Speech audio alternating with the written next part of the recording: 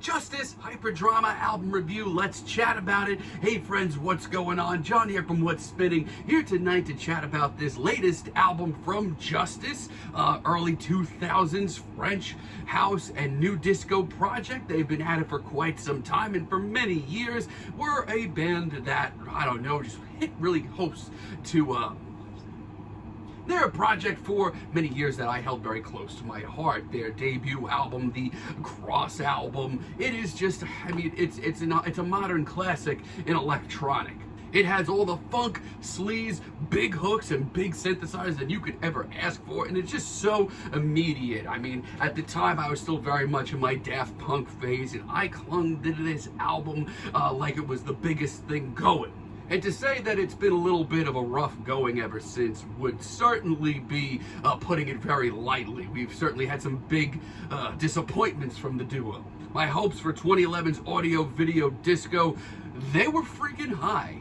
And it's just such a weird album because if you really look closely, a lot of the same elements are here on this record. Like from a distance, it sounds like the proper follow-up to an album like Cross, but there was just no fun in sight to me. There was just a looseness to Cross that just made so much sense to me, and this album didn't have it. And 2016's Woman was not any better at all. I think it was actually even worse. The album production-wise did sound a lot better if you really looked into some of the details in the production, but at its core, this thing was soulless. And outside of that, they have been busy with soundtrack work and remix work and compilations, and a lot of it just has breezed right by me. And I don't know, for a while I've just been in this very fool me once mode with Justice. If you tuned into that video I did a couple of months back on albums that I was excited for, I very blatantly pointed this new album, Hyperdrama, out to an album that I had to just, hear it first and just go in with zero expectations. And you know what? It was really hard to do that because a lot of these singles have been really, really good, and my hopes were high once again.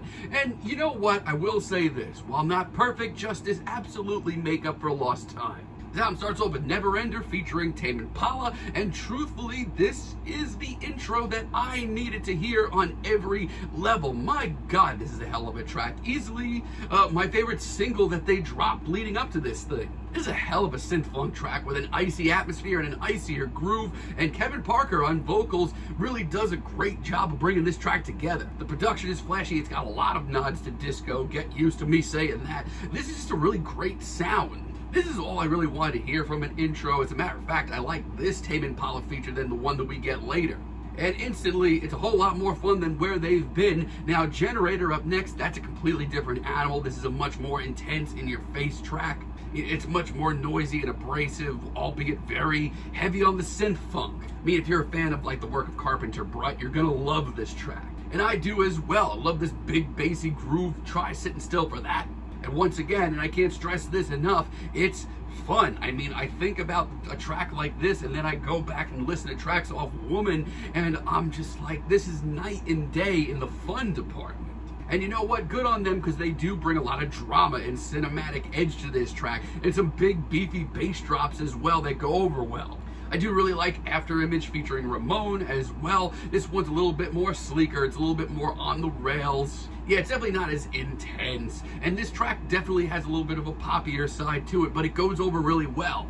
The production is immaculate, the beat is smooth as hell, but it'll get you up and moving, and Ramon's vocals, while not absolutely mind-blowing, work perfectly in a track like this. And I did have my reservations originally on One Night, All Night, once again featuring Tame Impala, but I have come around to the track. It is a lot of fun. And like I said, I do probably enjoy Neverender a little bit more as a single, but once again, Kevin Parker on this hook, this thing is a real earworm. And I love the synth-wave elements of this track, just how dense it is, and if anything, I love the second portion of this track, the all-night portion, even more. It's a lot more immediate and in your face. You know what? The whole first leg of this album is really, really solid. I really love Incognito once again as a single. There's a cinematic edge and a drama to this track once again. And that's all before this bass even hits. Once that hits, I mean, good luck sitting still once again. And listen, we're going to get to some more progressive moments that maybe don't pan out as well, but for now, this does feel like a journey, and I appreciate that. I mean, easily this is the best thing that they've done since Cross. However, I will say this. To an extent, I was right to have some reservations. Like Dear Allen, for example. This is certainly Justice pushing themselves. This is definitely a much more progressive feeling track, especially in the synth work. And I don't know why, but it just really blows right past me and doesn't affect me at all. I mean, there is a certain whimsicality to this track and the sense of adventure that I do appreciate. But it really doesn't hit me and it doesn't really go anywhere. And the final 2 headier minutes here are just really infuriating. Mannequin Love featuring the Flints. This one is really hard for me, honestly. On one hand, the beat and the production, A+. It sounds great. It's right to the standard that this album has been pushing out.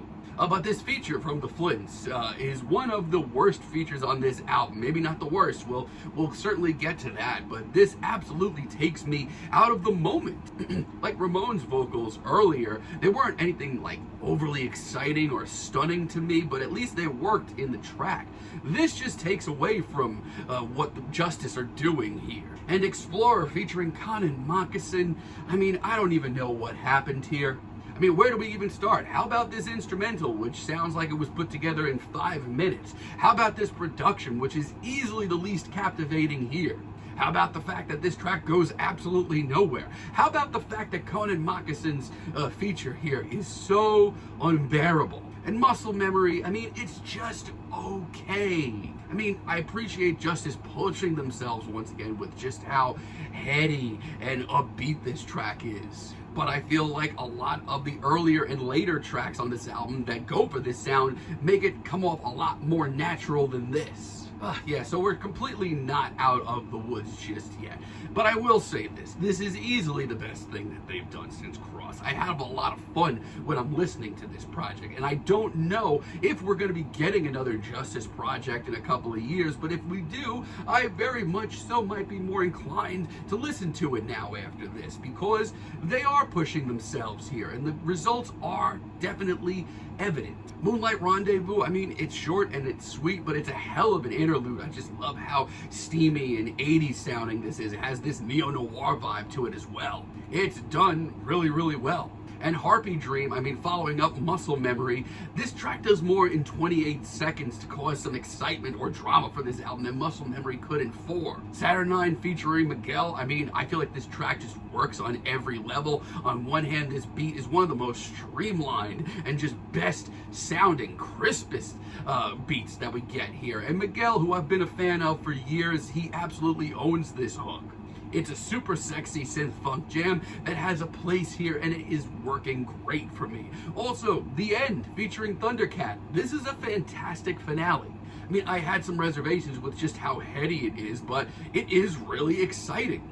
Instrumental wise, it's one of the most thrilling cuts here, and Thundercat on vocals sounds right at home. It's a finale that lives up to the hype of this album. It just feels right, and it gives this album a nice little bow on top.